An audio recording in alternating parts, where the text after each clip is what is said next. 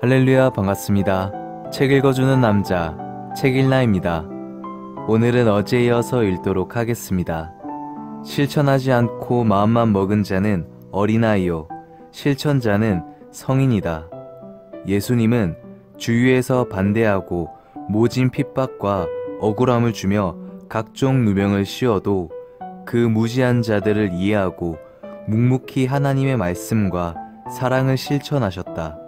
실천으로 모든 환난과 핍박과 자신에게 오는 각종 문제들을 물리치며 해결하여 인류를 구하는 역사를 남기셨다. 실천은 곧 문제 해결법이며 생명으로 가는 첩경이다. 실천은 우리 인생의 답이다. 강한 자도 실천치 않으면 약자이지만 실천하는 사람에게 패배하는 것이다.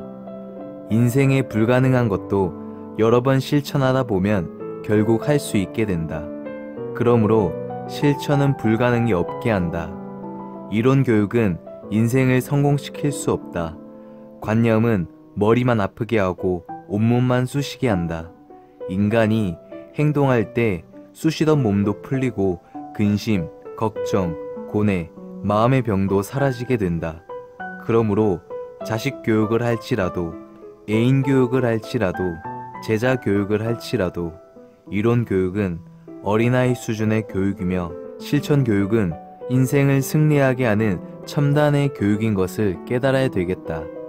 고생스럽지만 실천하며 인생을 경험한 사람들은 배신할 자도 없고 욕되게 할 자도 없으며 오히려 유익하게 하며 인생의 승리자들이 될 것이다. 인간이 실천하는 만큼 능력이 일어나고 표적이 일어나도록 하나님은 창조해 놓으셨다. 실천 없이 성공한 사람은 지구 역사상 지금까지 한 명도 없다. 그러므로 사회에 나가서 인생을 실패하지 않고 성공하려면 이론적인 지식만 쌓지 말고 실천을 통한 지식과 지혜로 인생을 만들어 나가야겠다. 생명을 우선시. 내가 감나무에 올라갔을 때 하나님은 왜 나를 보호하지 아니하여 떨어지게 하셨나? 한편으로는 야속하게 생각하기도 했지만 깨닫고 보니 내가 몸소 당해봐야 내 몸을 내가 평생 동안 스스로 조심하고 살 것을 아셨기 때문에 나로 체험하게 한 것이다. 또한 이 실천 교육으로 모든 사람을 가르쳐 그들의 생명도 보호하게 하려 함이었다. 만일 나무에서 떨어지지 않았더라면 지켜주시는 자를 깨달을 수 없었을 것이다.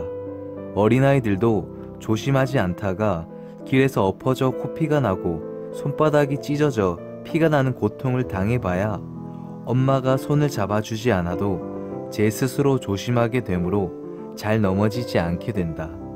부모의 말을 들으면 자다가도 떡이 생긴다는 말이 있다. 나는 어머니의 말을 듣지 아니함으로 인해 나무에서 떨어져 화를 받았다.